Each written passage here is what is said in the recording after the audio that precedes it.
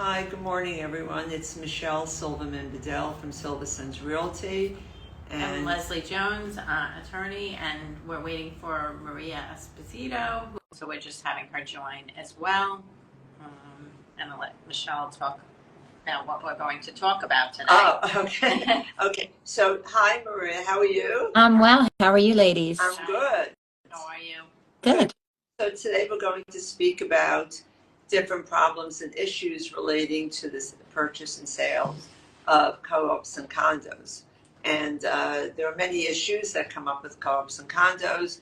And Leslie, you want to start? Sure. Some of the things I was thinking about when I get involved with a co-op or condo is basically the financials, making sure that the financials for either type of community is okay. Right. There's questions regarding assessments, questions regarding, what the financial health of these places are, how long for a co-op specifically, how long the period for the lease expiration goes. So you need it to be at least 30 years. So many times, and I'm sure you can attest to this, Maria, that we see that it's like 10 years left on the lease. Right. And it becomes an issue for the bank, and you have to work through that issue, which can delay the whole closing, where I'm sure it's the intention of the co-op to extend the lease. And no one would want to buy a co-op that has 10 years left on a lease. Right. So you have to wait for the extension, which is the issue where, often that could delay things, but also financials, like when the bank doesn't have answers to certain questions, like meaning, as far as when they do their investigation, they'll look at like when mortgages, how much money in reserve they have. Sure. And that becomes an issue. So that you got to get answers to those questions, including insurance. Like often they don't feel the insurance is enough.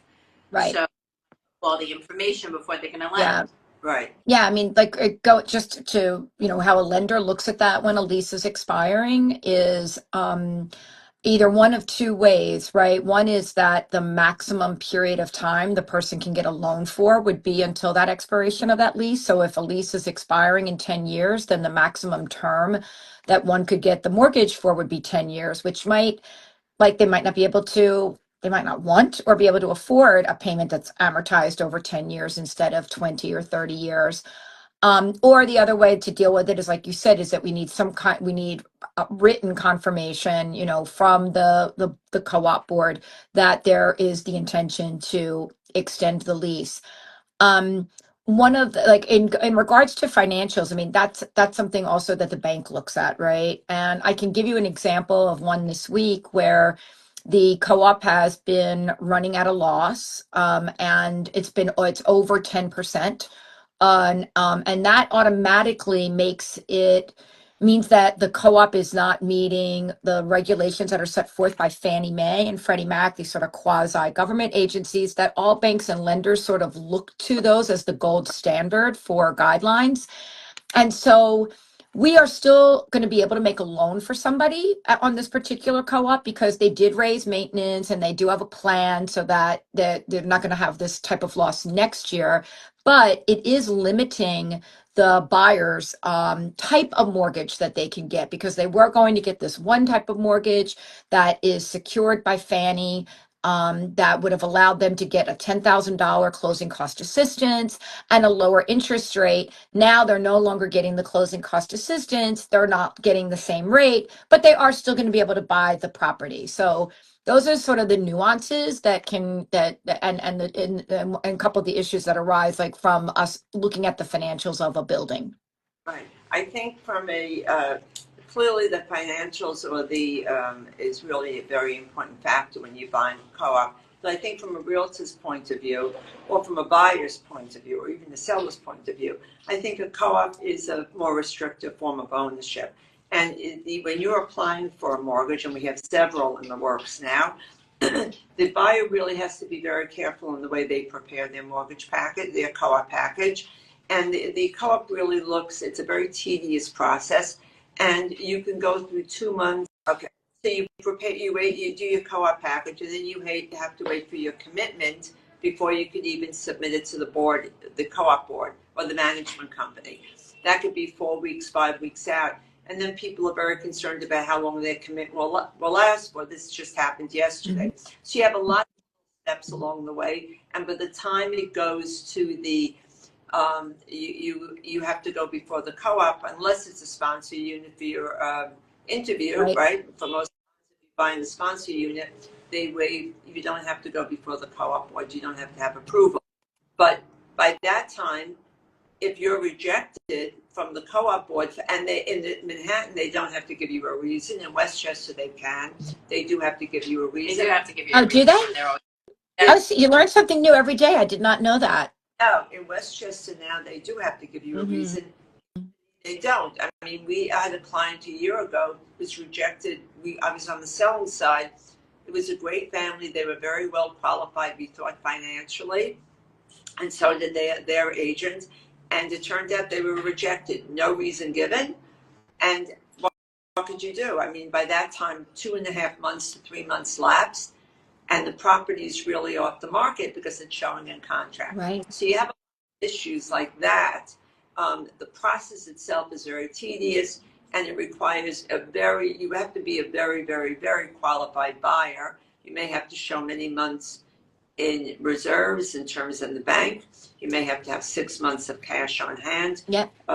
Right. So I just want to add too, Michelle, that I think that anybody like buying a co-op needs to work with a really great realtor like you, because my experience on the lending side is that folks that either like try to do it on their own and don't have any guidance, like I always advise them, like work with a real estate agent who is familiar with co-ops, is familiar with maybe the area in which you're looking at the co-ops, because they will have more familiarity with the board. Because I've had great agents say to clients, like, I know that you think you're going to love this apartment, but you're not going to get into this co-op, right? Like I think that a real estate agent has a really great real estate agent knows what some boards might be looking for or not looking for. I think that's very, very important to really understand. And I think also the first thing when a client of mine is coming to me with a co-op, to purchase a co-op, and I have to explain the difference between a co-op and a condominium, because most don't know,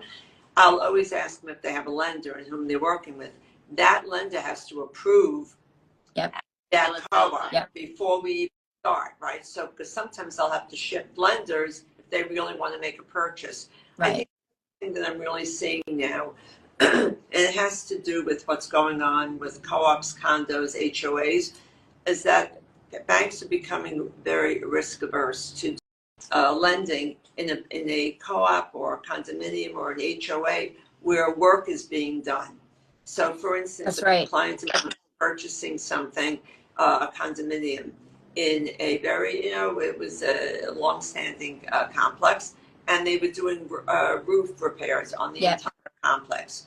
Even though her building had the roof completely repaired, the bank 2 weeks prior to the closing said, wait a minute, we don't want to lend in this building, in this complex, because all the roofs in the complex have not been finished and repaired in place.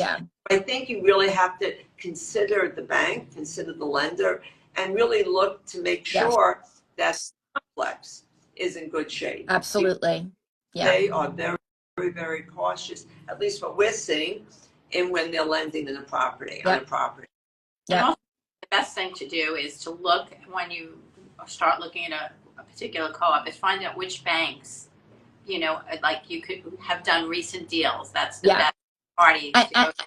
And I think like you're probably better off working with a bank and also with like lenders that are indigenous to New York City, because co-ops are not everywhere. Not every lender will even lend on co-ops. They're unique, in that way.